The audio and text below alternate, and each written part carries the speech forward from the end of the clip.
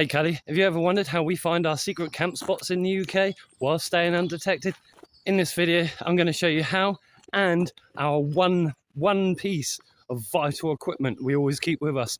And we've got two of them. One of them's a giveaway. Stay to the end and see how you can enter. Let's have a look, shall we?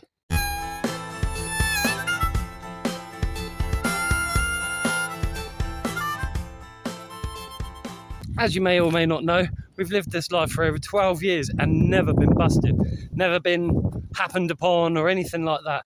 That's because we pride ourselves on staying undetected. We pride ourselves on making sure that we look after the land and environment and get to know the land and environment in which we're trying to live in, right? So I've just had to cross from one village or our area into a village, out of the village to another area. It's an area that we'd like to stay in. And like I said in that video up there, the use of Google Maps and land registry and all those sorts of things, they all really help too. But you need boots on the ground in situations like this, don't you? So yeah, let's go and see what we can see. So as you can see, I've come into this area that we want to stay in, and just behind me there,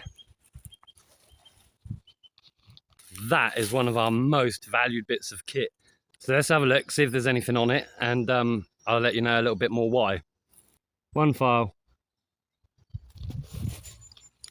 in 4 days. Now, to me, that's brilliant because it means not even the animals have come through here. Now, what I've done is I specifically set it up to where the animals come in. As you can see over here, just there is a deer sleep spot. And there's a few of them around this area. The reason for trail cams is you can go in, set up, get out. If you put it around where animals are sleeping, it's usually indicative of there's no human presence or activity around that area. They feel safe to bed down for the night. They feel safe to have their entire harem here. Oh, I think us and the smell of the dog may have scared them a little bit further that way. But in the last 3 or 4 days, nothing's come in. I feel bad for scaring them, but if you can't track and you don't know how to, I mean, here you go, for instance, here's a typical animal track, deer.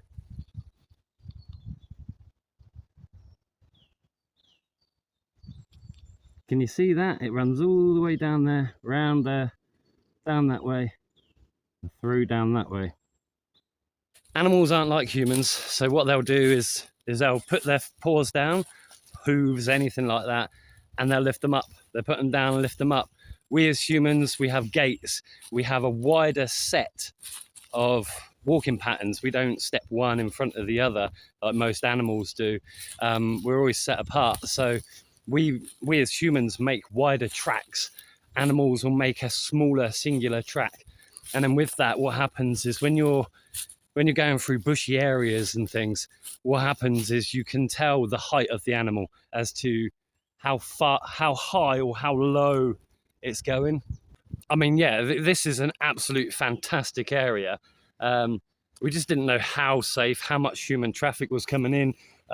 As you might be able to tell, just up over there, as you saw from that bit I just pointed out on the screen, that is somebody's boundary, that's their private land. So all of this, all of that lot is actually unregistered. So we looked at Google Maps, gone, okay. We looked at the land registry, like we said in the last video, okay. So then we thought what we'll do is put the trail cam up and see for that purpose. But anyway, I did say at the beginning of this video that it's a giveaway today. Let's hear something about our sponsor, shall we? So our sponsor today is actually sponsored by GuardePro trail cameras. Now they sent the E8 2.0 Pro for me to try out. There was a bit of a mix-up because they only sent out the E8 2.0, not the Pro version. And the O version is exactly the same. And the only difference is it requires batteries, AA batteries. And I'm kind of going, it's not really going to work. It's not really going to work because then I've got to lug around batteries and this and that. And it's all a bit of a... Batteries don't last very long, do they? You get your nice little booklet in there as well. What they done is they sent the SP350 solar panel. Now, this solar panel is absolutely fantastic as well. It's small, I mean, look at that compared to the size of my hand. It's bloody brilliant. It's got a 5,200 milliamp battery in the back of it that charges via the sun. Obviously, you get a manual with it and all that jazz, and you get like mounting brackets for the trees. But for the trail camera, as you might have noticed on the one from behind me, comes with a strap. So you can literally loop it through, ratchet strap it onto a tree. Job's a good one. They're fantastic bits of kit. I mean, these ones, both of them have Wi-Fi, so you can connect it to your phone. So even if you're close by, or you're on a campsite, or you're just checking out the area and you're close enough by, or that home security system, or you're trying to keep an eye on your own land, the Wi-Fi on it it comes in handy, doesn't it? And also you can pin lock it, so you can actually lock the trail camera with a pin and get those images and that sent to your phone. It's absolutely brilliant piece of kit. I mean, obviously we've never had one with a solar panel, so when we got this bit of kit, we thought, okay, we'll try it out with this one that needs the batteries. It works without the batteries if you connected it to the solar panel. It's fantastic. But the E8 2.0 Pro, this comes with its own dedicated battery, which is a 7,800 milliamp battery. And users, I've seen a lot more videos online of this, and they've lasted through winter just with the solar panel connected up, just with your fully charged battery. I mean, you literally, if I can find it, you plug in your USB-C there, you plug that in and you're good to go, pretty much. I mean, the solar panel setup is so damn easy. It's brilliant. You literally bung it in the bottom there, go into the camera settings, click on settings, and you can say whether you want it from the batteries, you can say whether you want it from the solar panel, what type of solar panel, anything like that. I think it's great. It's almost like a complete modular system. So you can either put batteries in it if you're a bit more remote, or it's winter time. If it's summertime, I mean, it doesn't take much. You know, even in the shaded bits, this is still taking on solar energy. I haven't looked at it properly to see if it's a 23% conversion rate, but I'm pretty sure it is, because just leaving it all the dull, rainy, horrible days we've had recently, waterproof too. Yeah, it's a new one on us because this is a no-glow.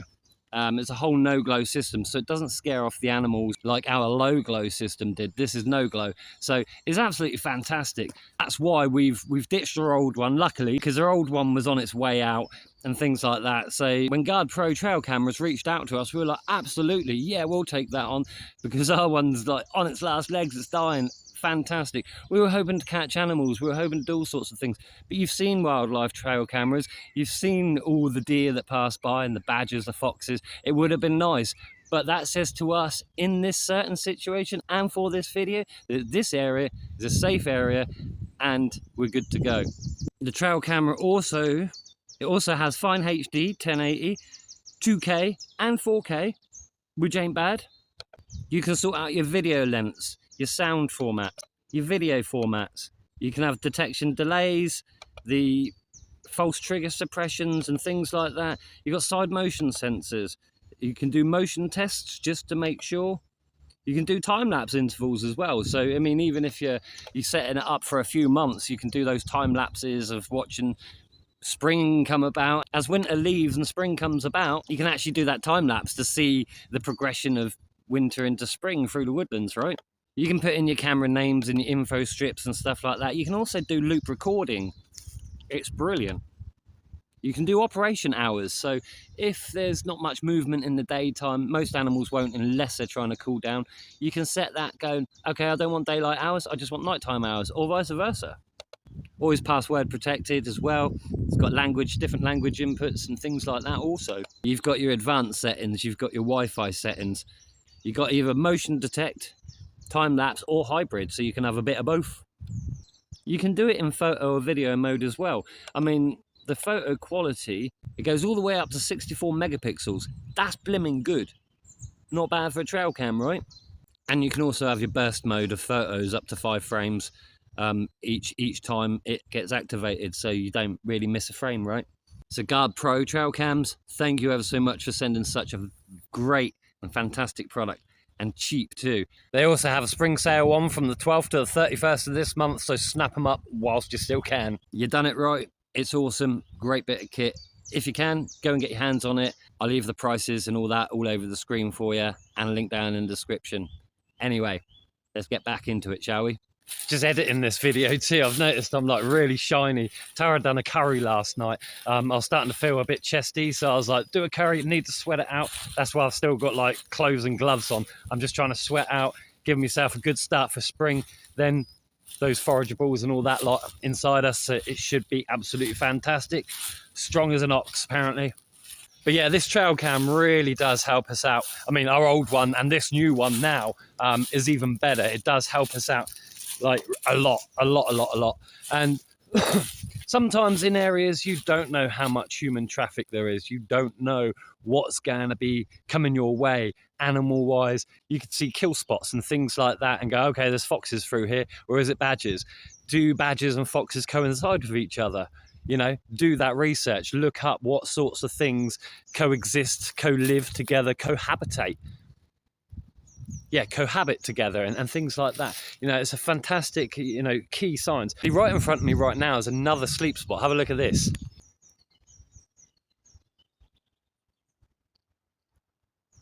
Those sorts of things, when you see them, are perfect signs that, yeah, the animals are comfortable staying in the area. Also, have a look at this.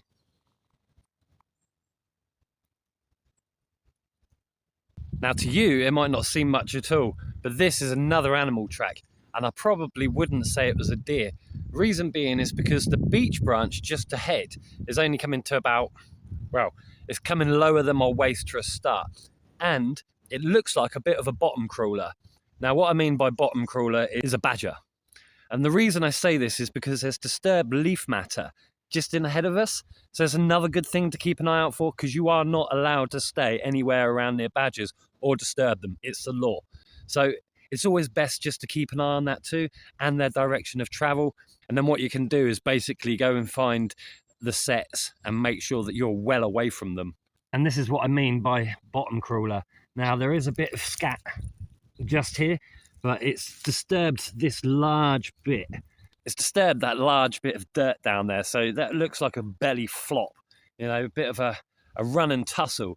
But if you want a dedicated tracking video, let me know down in the comments and I will provide that video for you, because the more that you can understand animals and get inside their head, a bit like Tom Green, right? The more you can get inside their heads, the more that you can start to understand your environments and your surroundings in which you are trying to wild camp, live, or pitch for a night to then move on to your next location. It's good to have a little bit of understanding of the lie of the land. In here as well, as you can see, there's a lot of trees covered in ivy. Now, ivy is good for owls, especially tawny owls. They'll hide away, but they will suffocate a tree and they are at risk of falling. So things like that are other things to take into consideration. You might have heard a little bit of wind on the mic today.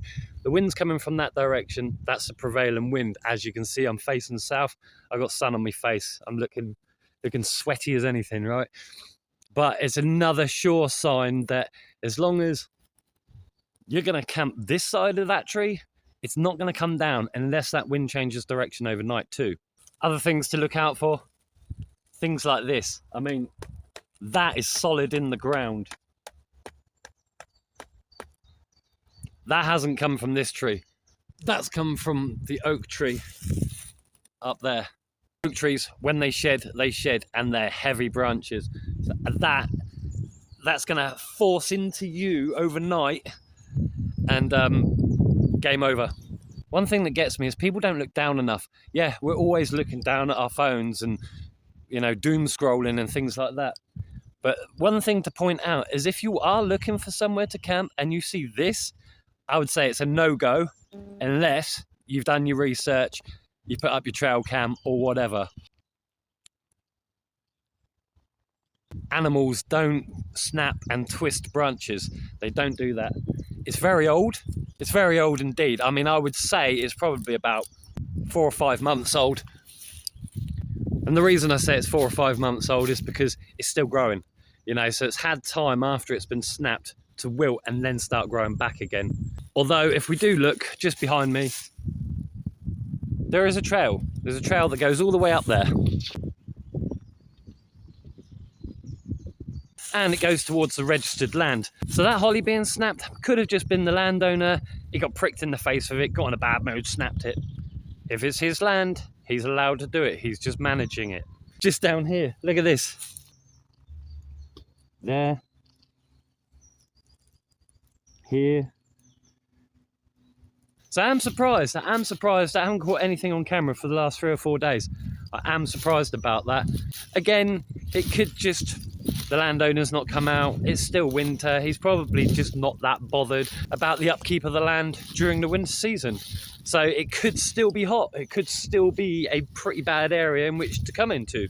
So that is why we always say it's worth checking those Google Maps, checking the land registry, putting in your trail cam. If the fence is down or there is no fence, it's negotiable, and you're only putting up a trail camera and getting out and then coming back and collecting it in a few days' time, right?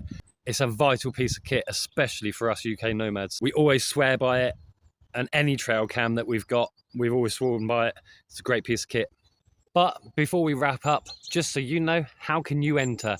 If you read down in the description or the pinned post, I will let you know what you need to do to enter to win GuardePro E8 2.0 trail cam and the solar panel. Have a look in the description and the pinned post. So if you do want to start living this lifestyle, check out our 20 top tips, how to stay undetected.